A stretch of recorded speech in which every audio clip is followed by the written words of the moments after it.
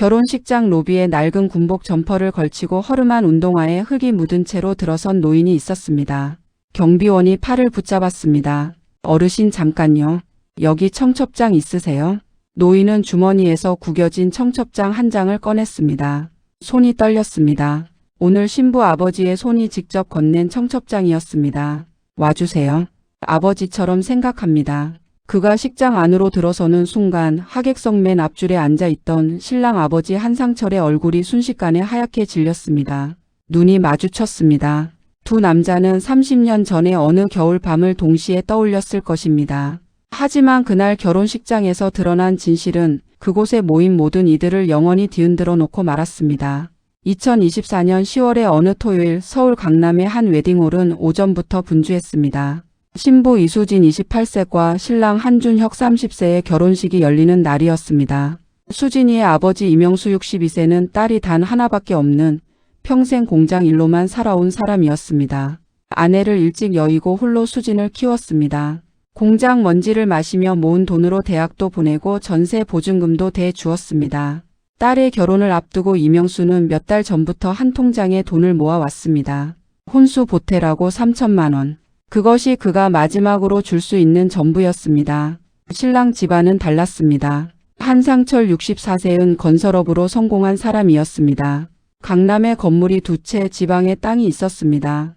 아내 박영숙 61세는 한상철의 성공에 걸맞게 고급 한복을 맞춰 입고 결혼식 날 아침부터 하객 좌석 배치를 점검하며 돌아다녔습니다. 신부 측 좌석은 오른쪽이에요. 너무 눈에 띄지 않게 해주세요. 박영숙이 웨딩홀 직원에게 낮게 말했습니다. 신부 아버지 이명수가 인부 같아 보인다는 말은 하지 않았지만 그 뜻은 분명했습니다. 이명수는 그런 눈치를 알았습니다. 새 양복을 한 벌 샀습니다. 딸의 결혼식에 어울리는 짙은 감색으로. 그것만이 그가 최선을 다해 준비한 것이었습니다. 식이 시작되기 1시간 전 이명수는 웨딩홀 주차장에 서서 담배를 피우고 있었습니다. 그때 낡은 점퍼를 걸친 노인 하나가 터덜터덜 걸어 들어왔습니다. 이르는 됐을까 허리가 굽고 얼굴은 햇빛에 거뭇하게 그을린 사람이었습니다. 실례합니다. 여기 오늘 한준혁이라는 사람 결혼식 하는데 맞지요? 이명수는 고개를 끄덕였습니다. 혹시 신랑 아버지 한상철 씨 아십니까? 이상한 물음이었습니다. 이명수는 잠시 그 노인을 바라보았습니다. 안에 계실 겁니다. 신랑 아버지시니까. 노인은 긴 한숨을 내쉬었습니다. 주머니에서 청첩장을 꺼내 보여주었습니다. 구겨지고 손때가 타 있었지만 분명히 이번 결혼식 청첩장이었습니다. 이걸 받고 왔습니다. 꼭 와달라기에. 이명수는 직감적으로 무언가 예사롭지 않다는 걸 느꼈습니다. 그러나 묻지 않았습니다. 그냥 안내했습니다. 식장 안으로. 노인이 들어서는 순간이었습니다. 하객석 앞줄에 앉아있던 한상철의 얼굴에서 핏기가 가셨습니다. 그의 아내 박영숙이 눈치채고 조용히 팔꿈치로 남편을 쿡 찔렀습니다. 여보, 저 사람 누구야? 한상철은 대답하지 못했습니다. 노인은 천천히 걸어와 한상철 앞에 섰습니다. 둘의 눈이 마주쳤습니다. 식장 안은 웅성거렸습니다. 노인이 먼저 입을 열었습니다. 상철아, 오랜만이다. 그 한마디에 한상철의 눈이 떨렸습니다. 결혼식은 예정대로 시작되었습니다. 하지만 하객 중 몇몇은 이미 눈치를 챘습니다. 신랑 아버지 한상철이 내내 불안한 눈으로 어딘가를 훔쳐보고 있다는 것을. 노인은 하객석 구석 눈에 띄지 않는 자리에 혼자 앉았습니다. 아무도 그에게 인사하지 않았습니다. 아무도 물 한 잔 권하지 않았습니다. 박영숙은 웨딩홀 직원에게 소곤거렸습니다. 저분 저쪽 구석 자리로 모셔놓으세요. 그냥요. 눈에 안 띄게. 직원은 난처한 표정이었지만 따랐습니다. 수진이는 식이 진행되는 동안 아무것도 몰랐습니다. 행복한 얼굴로 웨딩드레스를 입고 아버지 이명수의 손을 잡고 버진로드를 걸었습니다. 이명수는 눈물을 참았습니다. 혼자 키운 딸, 혼자 보내는 딸. 그 감정이 얼마나 복잡한지는 그 자리에 있는 어떤 하객도 알지 못했습니다. 식이 끝나고 피로연 자리가 마련되었습니다. 한상철은 화장실에 들어가 문을 잠그고 오랫동안 나오지 않았습니다. 아내 박영숙이 문을 두드렸습니다. 여보, 왜 그래요? 사람들이 다 기다리는데. 조금만. 그의 목소리는 잠겨 있었습니다. 피로 연장에서 그 노인은 혼자 밥을 먹었습니다. 아무도 옆에 앉지 않았습니다. 젓가락을 들고 잠시 멈추었다가 천천히 내려놓았습니다. 밥을 먹는 것 같지 않았습니다. 그냥 앉아 있는 것 같았습니다. 이명수가 그 옆에 앉았습니다. 식사는 하셔야죠. 노인은 희미하게 웃었습니다. 고맙소. 신부 아버지시죠? 예. 좋은 딸 두셨네요.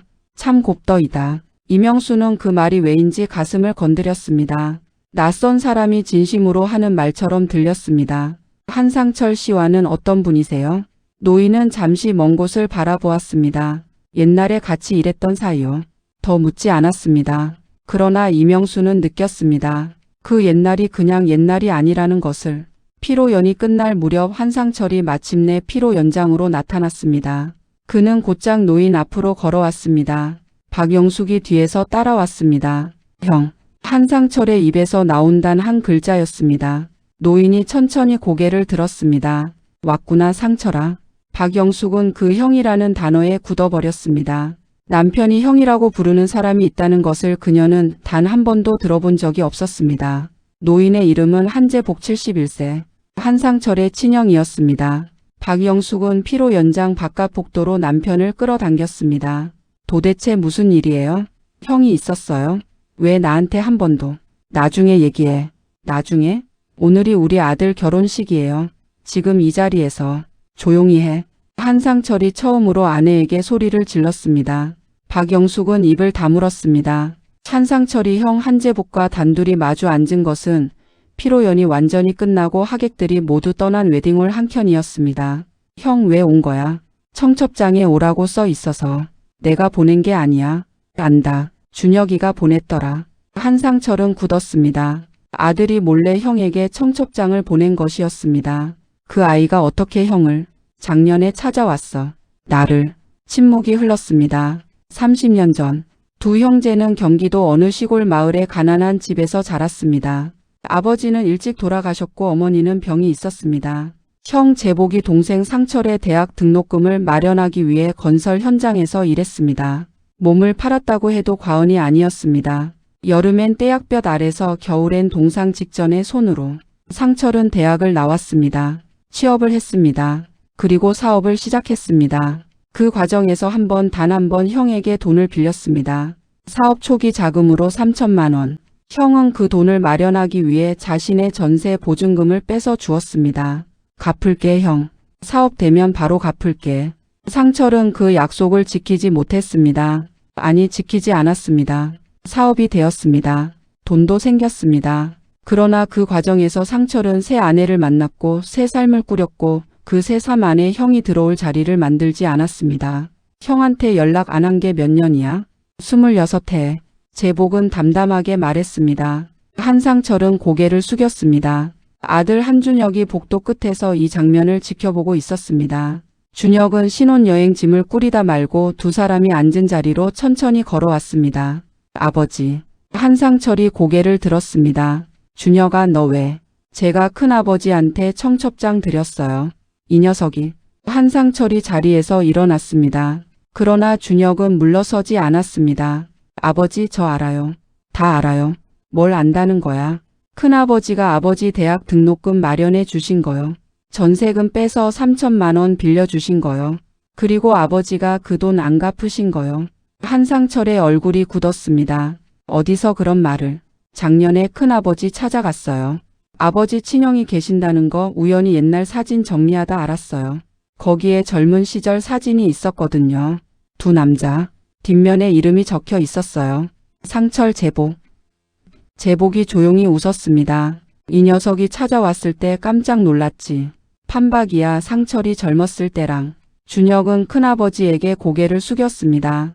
큰아버지 제 결혼식에 와주셔서 감사합니다. 재복의 눈에 눈물이 고였습니다.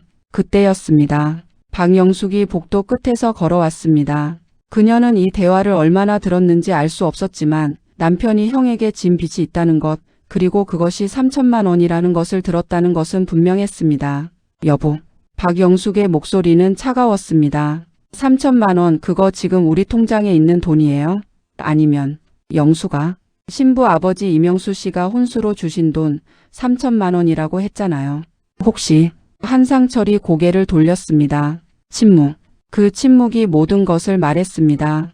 수진이의 아버지 이명수가 딸을 위해 평생 모아 건넨 3천만 원. 그 돈이 어디로 갔는지는 아무도 명확히 말하지 않았습니다.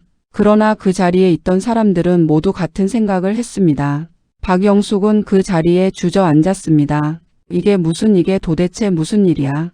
한상철은 말을 잇지 못했습니다. 아들은 고개를 숙였습니다. 제복은 아무 말도 하지 않았습니다. 밖에서 이명수가 조용히 짐을 챙겨 나가고 있었습니다. 딸에게 줄 봉투 하나를 웨딩홀 직원에게 맡기고 혼자 택시를 불렀습니다. 누구도 그를 배웅하지 않았습니다. 그가 탄 택시가 강남의 밤길로 사라졌습니다. 사흘 뒤 신혼여행을 떠난 수진과 준혁은 호텔 방에서 웨딩홀 직원이 대신 전달해준 봉투를 열었습니다. 봉투 안에는 편지 한 장이 있었습니다. 이명수의 손글씨였습니다. 수진아, 아빠가 많이 못해줘서 미안하다. 이것도 큰 돈은 아니지만 너희 신혼 살림에 보태거라.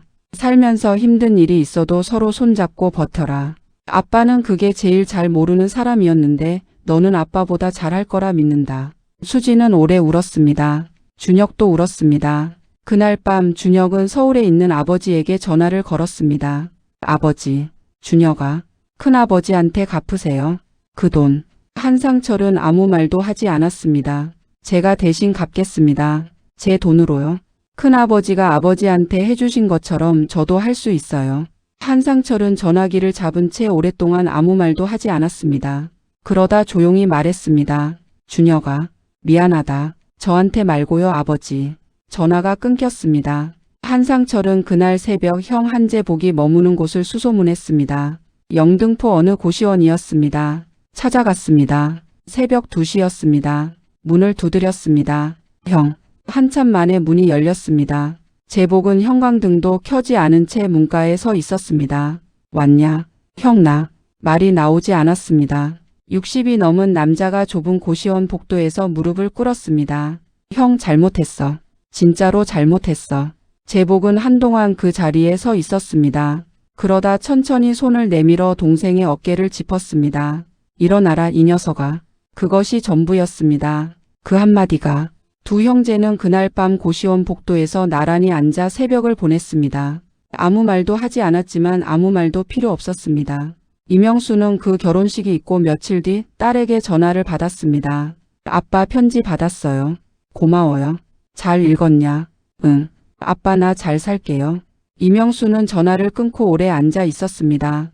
창밖에 가을 해가 기울었습니다. 그는 그제야 조용히 웃었습니다. 평생 웃을 일이 없을 것 같았던 사람이 딸의 목소리 하나로 웃었습니다. 사랑은 언제나 이렇게 늦게 온다. 하지만 늦었다고 해서 오지 않은 건 아니었다.